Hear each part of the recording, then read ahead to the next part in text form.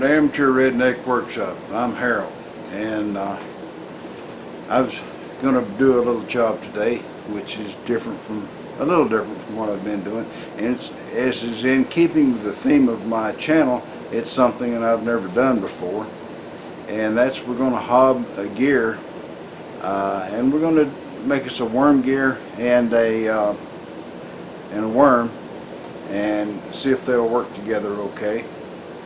They're not for any particular project, so the metal I'm making them out of is not going to be just particularly wonderful, and might not be the right metals to have working together and that sort of thing, but it'll be irrelevant because I'm not going to use the gears for anything. Anyway, I got something comments. I like to get comments and all that, but I noticed that these days Google is messing up on how they run YouTube, because comments are appearing in a different way than they used to. Some comments may not appear until they're several days old, and I've even come across comments that were 2 or 3 months old that somehow I never saw.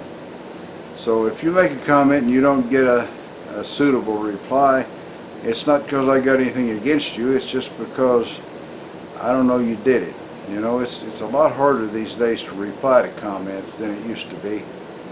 And I don't know, maybe at some point I'll just turn off comments and be done with that. But right now I enjoy hearing from both of my viewers. Yeah, let's get on with hobbing the gear.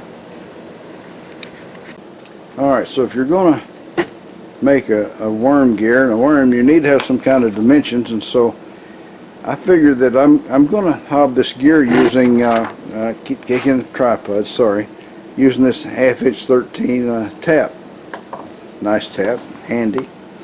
And so you got to know how big a piece of metal you need, so I figured this up that if you've got 13 teeth per inch, I divide that into 1, I get the size of 1 tooth. And if I won't have however many teeth on the gear in this event, I said, well, let's try 52 teeth. And then so the number of teeth times the size of a tooth gives you the circumference. Not very handy when you want to cut a piece of metal that's round, but if you want the diameter is the circumference divided by pi. So 1.273 looks about like what I'm going to go for. And I've got some 1.5 inch aluminum here, which I'll turn down to be that size. And we'll make the worm, of course, a 1/2 thread, because I'm pretty sure I got a die that size, and if not, I can always single point it with a lathe. So that's how we're going to do the gear making. So let's get started. Okay, I got this piece of 5/8 inch metal here with a smaller end. I'm going to turn that end down to 3/8 so I can put it in a little hole and make it hold still, and then I'm going to take this 5/8 part and turn it down to a 1/2 inch. I will do some of that, and then we'll bring you guys back into the midst of it to see the result. It never hurts to have a nice center in something, because I may wind up having to put this between centers or something. You never know. Hopefully not.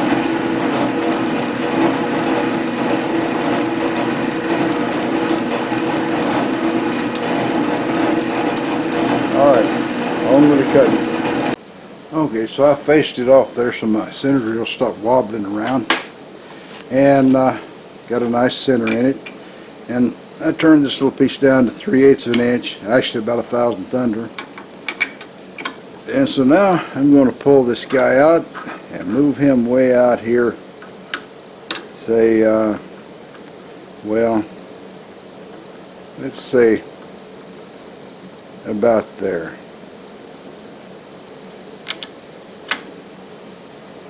And then we'll see. I'll have to change tools to be able to fit this all together, I think, but I'll extend this guy out as far as I can go.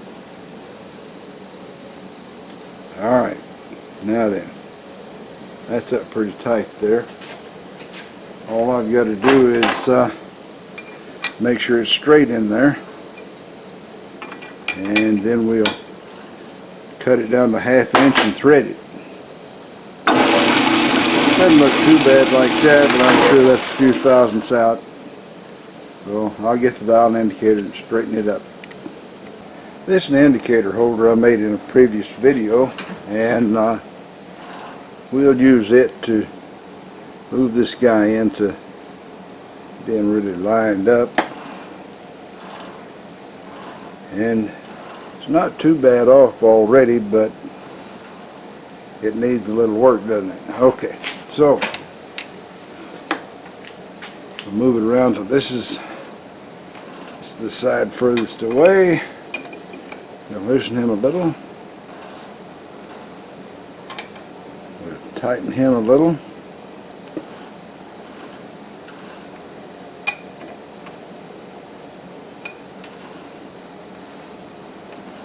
Okay. Need to come this way a little bit yet. Whoa. This is all the problems right there.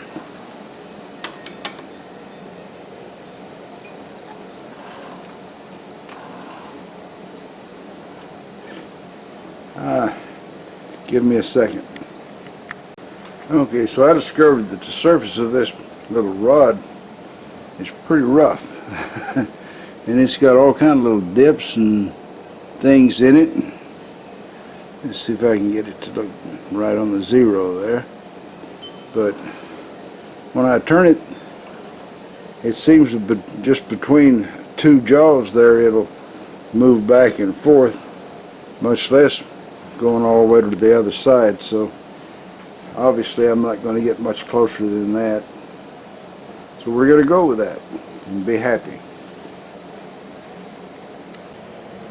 Alright, we've got about 120 thousandths to take off this little booger. So I guess we might as well get with it.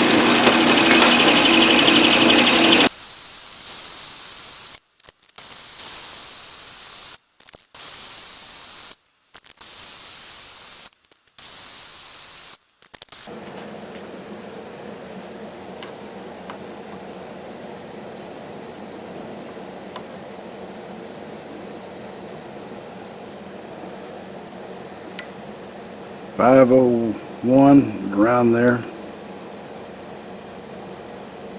Alright, I'll file the rest. Thing gets awful rough.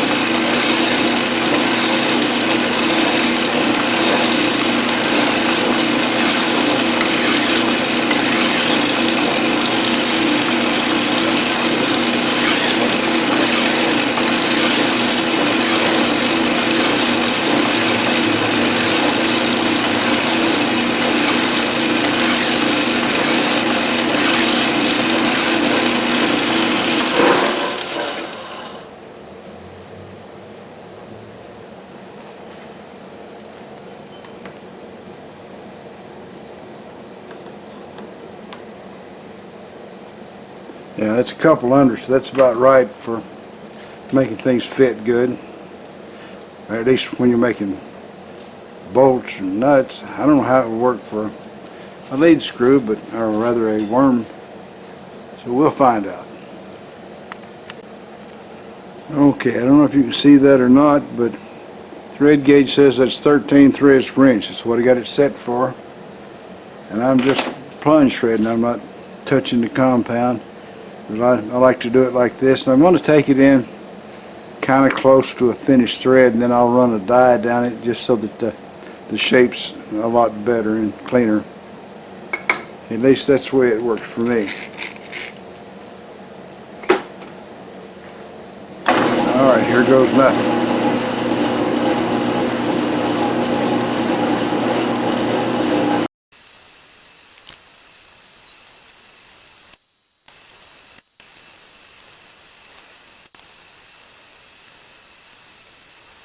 Not it, but it's probably pretty close. So let's find out what it looks like if I smooth it up a little bit.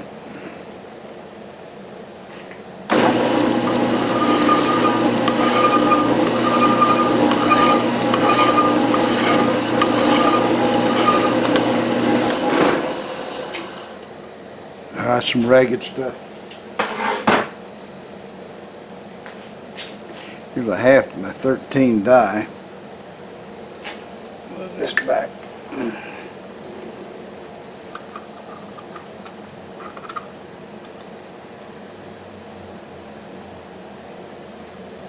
That's straight.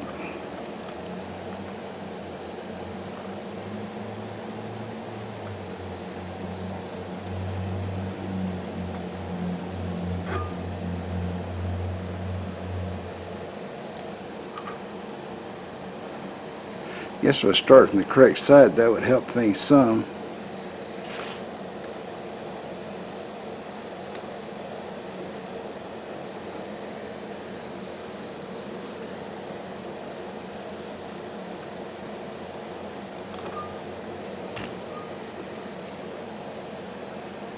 I think, well, sorry about that. It probably made you a little dizzy. I think I'll try and finish it off with the die now, because that's removed enough material to make it easier to deal with. I mean, there's that part. So I'll get you back here in a minute. Alright, so I got my Craftsman die holder. I got it set up on here.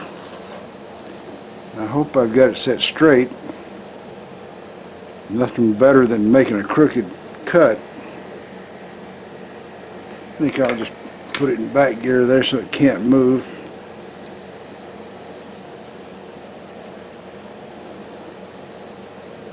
Keep a little pressure. Okay, this is what I'll call the gear blank, and we're going to cut it down to 1.27 something. 1.273 or something like this, whatever my calculation showed. I'll check it in a minute before I get that close.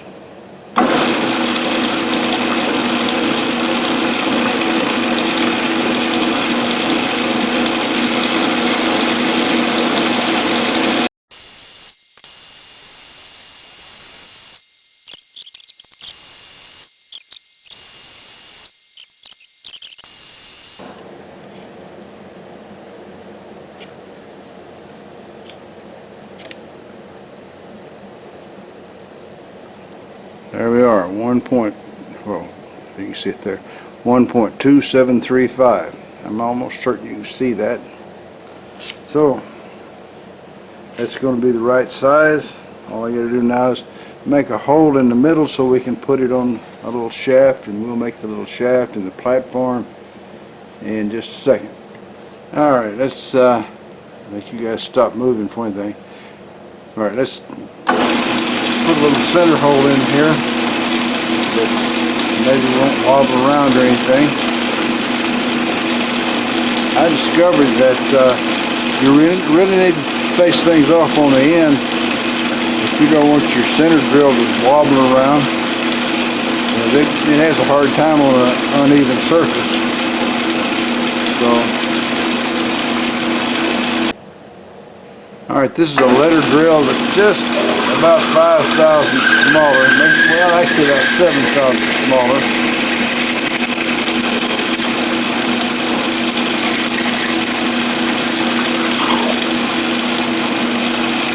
And now I'm going to look to see if I have a reamer, and we're going to get really close if we can. And I may have to put a boring bar in there. I don't know. We'll know in a minute.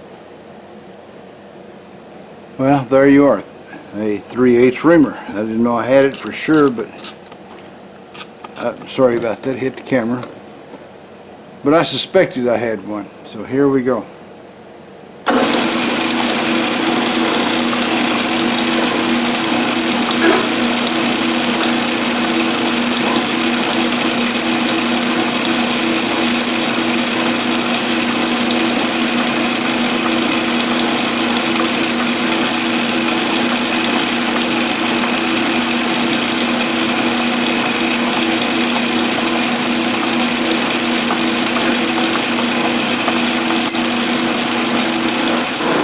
I started out within 2 thousandths of the bolt size, which is actually 5 thousandths undersize of 3/8. So let's see if it'll go through there. There we go. Look at that. too bad. I had to I had to get as close as I could, and that's as close as I could get. So there's 5 thousandths clearance. I don't imagine it'll make any difference.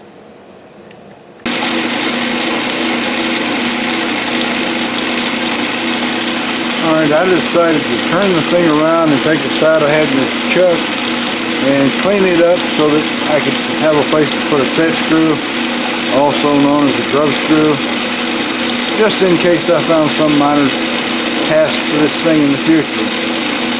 So, there you go. Knock that off.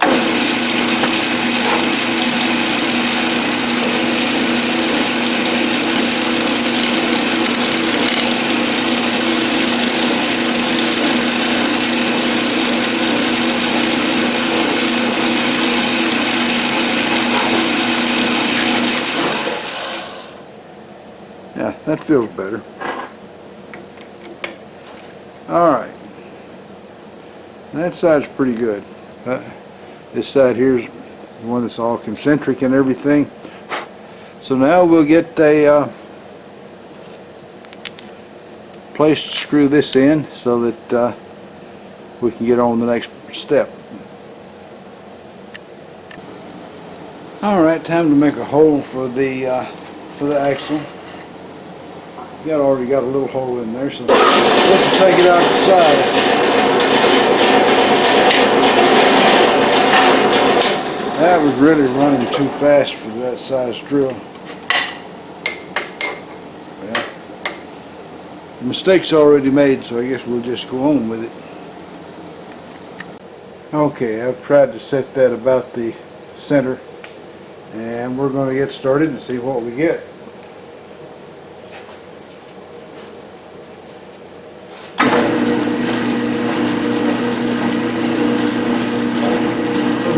Probably won't hurt.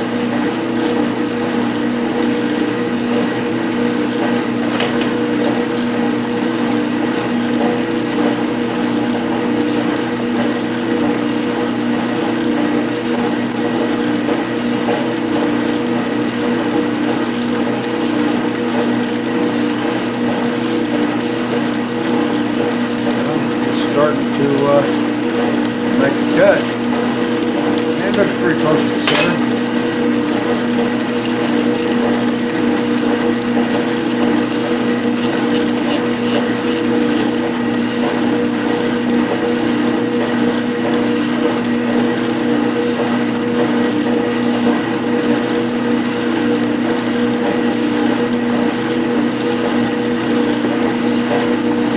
And I'm thinking it might go faster even.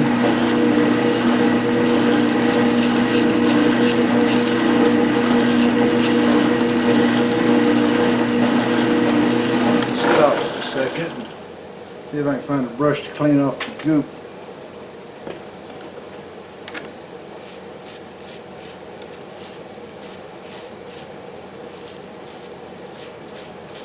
There we go. I think I'll speed it up a little bit now that it's gotten started.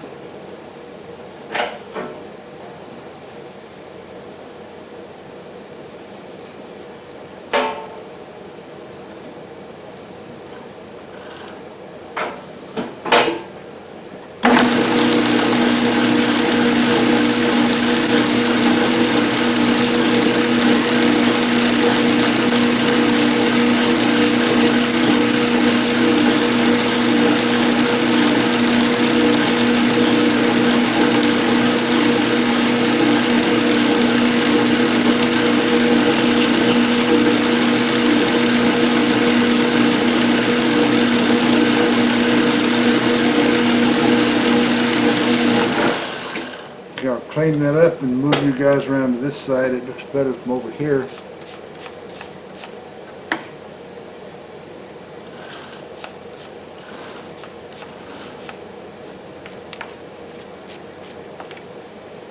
I think we'll move the camera. I don't know if it's going to focus any closer than that.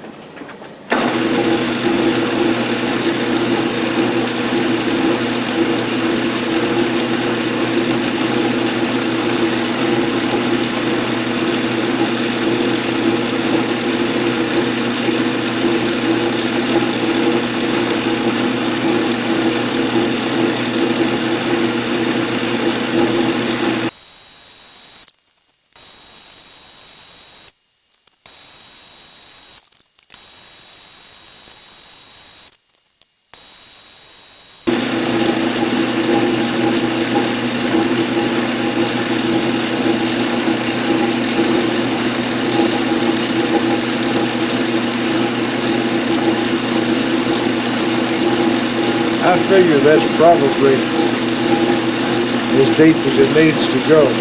I didn't calculate the depth of it. I figured I'd just cut in there until it looked like it was deep enough to suit me.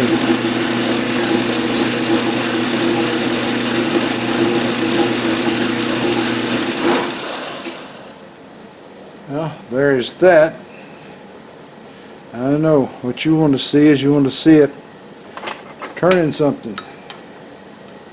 Well, we're going to clean it up a little bit here. And we're going to make it run on the little worm and see what we got. I don't know if I've said it before, but I probably should have. The proof of the pudding is in the eating. So let's eat some of this pudding. Here's the worm, and there is the worm gear. Let's give her a shot. Put this thing right under me there.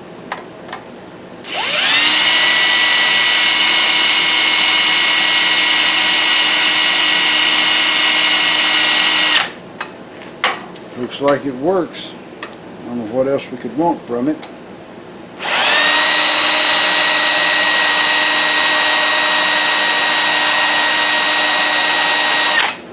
Now I counted the teeth, and I calculated I should have 52, but I've counted it twice and I come up with 53.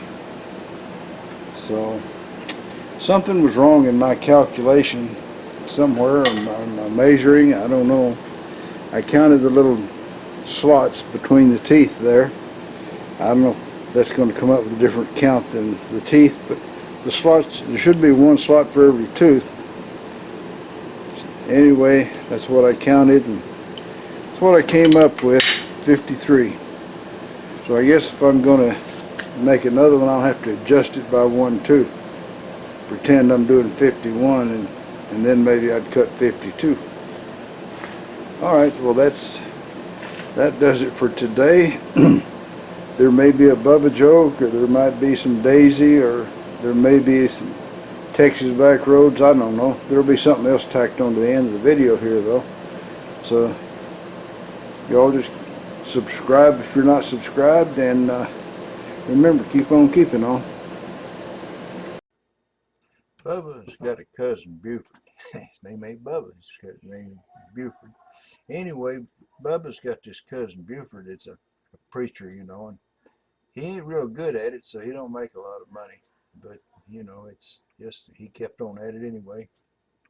And one Monday he was down at the bank cashing in the checks from the collection plate and such, you know, and the banker come out. He counted out his money, and he said, "Bubba," Bubba, he said, "Buford," he says, "you don't mind these old bills, do you?"